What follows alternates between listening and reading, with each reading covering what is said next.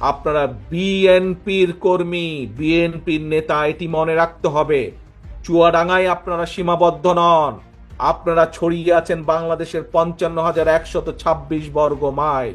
এই দেশের 20 কোটি মানুষ আপনাদের দিকে তাকিয়ে আছে।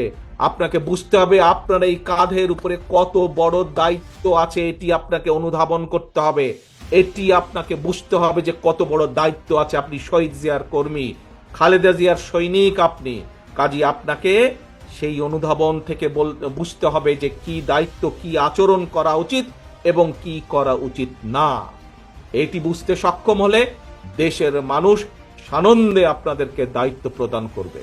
কাজেই আসুন আজকে আমরা প্রতিজ্ঞাবদ্ধ হই। এখানে উপস্থিত প্রতিটা মানুষ যারা নিজেকে শহীদ জিয়ার সৈনিক বলেন, যারা নিজেকে খালেদা জিয়ার কর্মী হিসাবে দাবি করেন, প্রত্যেকটি মানুষ আজকে আমরা প্রতিজ্ঞাবদ্ধ হই যে আজ আমাদের আচরণ এই মুহূর্ত থেকে আগামী দিনগুলো প্রত্যেকটি দিন আমাদের আচরণ হবে বাংলাদেশের মানুষের প্রত্যাশা অনুযায়ী। আমাদের আচরণ হবে আমরা যাতে 31 দফা যেটি জাতির সামনে হাজির করেছি, সেই 31 দফা আমরা পূরণ করার জন্য যা যা করা উচিত আমাদের, আমরা সেই মোতাবেক নিজেদেরকে তৈরি করব।